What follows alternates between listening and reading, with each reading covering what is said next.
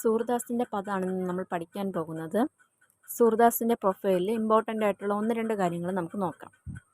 സഗുണഭക്തി ശാഖയിലാണ് അദ്ദേഹം പ്രസിദ്ധനായത്. അദ്ദേഹം കൃഷ്ണഭക്തനാണ്.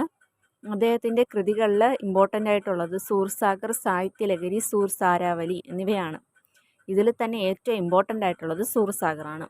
ഇത്രയാണ് സൂർദാസിൻ്റെ പ്രൊഫൈലിൽ നമ്മൾ ഇമ്പോർട്ടൻ്റ് ആയിട്ട് പഠിക്കാനുള്ളത്. സൂർദാസിൻ്റെ പദിലോട്ട് നമുക്ക് കടക്കാം. ഫസ്റ്റ് 2 സ്റ്റാൻസയാണ് വളരെ ഇമ്പോർട്ടൻ്റ് ആയിട്ടുള്ളത്. അപ്പോൾ ഫസ്റ്റ് സ്റ്റാൻസ് നോക്കിക്കോളൂ. ചരൺ കമൽ ബന്ധോ ഹരി രായി, ജാക്കി കൃപ പങ്കു ഗിരി ലങ്കെ, അന്തേ കോ സബ് കുച്ച് ദസായി, ബഗിരോ സുനെ മൂക് പുനി, ബോലെ രംഗ് ചലെ, സിർ ഛത്ര ധരായി സുദാസ്, സ്വാമി കരുണാമയി ബാർ ബാർ ജൽ ബന്ധോ തോഹി പായി. സൂർദാസ് പറയാണ്, കൃഷ്ണൻ്റെ താമര പോലുള്ള പാദങ്ങൾ ഞാൻ വന്ദിക്കും. അപ്പോൾ വന്ദിക്കുന്നത് കൊണ്ടുള്ള പ്രയോജനങ്ങൾ എന്തൊക്കെയാണ്?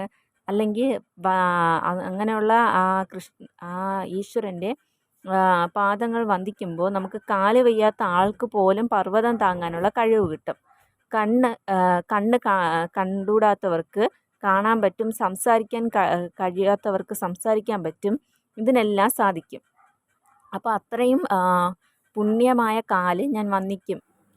അപ്പോൾ ഇവിടെ സൂർദാസ് പറയണത് നമ്മുടെ ആവശ്യങ്ങളെല്ലാം നിറവേറ്റി തരുന്ന ഈശ്വരനെ ഞാൻ വന്ദിക്കും. അല്ലെങ്കിൽ എന്താവശ്യം ഉണ്ടെങ്കിലും നമുക്ക് ദൈവത്തോട് പറഞ്ഞാൽ അത് സാധിച്ചു തരും എന്നാണ് സൂർദാസ് പറയുന്നത്. നേരോ മൻ അനൻ കഹാം സുഖ പാവേ, ജൈസെ ഉടി ജഹാജ് കോ പഞ്ചി ഫിരി ജഹാജ് पर आवे, कमल नयन को ठंडी महाताप और देव कोम द्यावे, परम गंग को चंडी पियासो, धर्मदीप कूम गनावे, जिंघी मधुकर अम्बुज रस चाहे, क्यों करील फल आवे, सूरदास प्रभु कामधेनु तजी ചേരി കോൻ ദുവാവേ.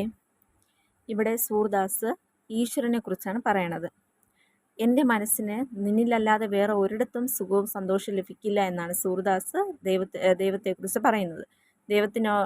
ദൈവത്തിൽ നിന്നല്ലാതെ വേറെ ഒരിടത്തുനിന്നും സുഖവും സന്തോഷവും ലഭിക്കില്ല. അതിന് കുറച്ച് ഉദാഹരണങ്ങൾ പറയാണ്. കപ്പൽ പോലെയാണ് ഈശ്വരൻ, പക്ഷികളെ പോലെയാണ് ഞങ്ങൾ, വീണ്ടും നിന്നിൽ വരുന്നു.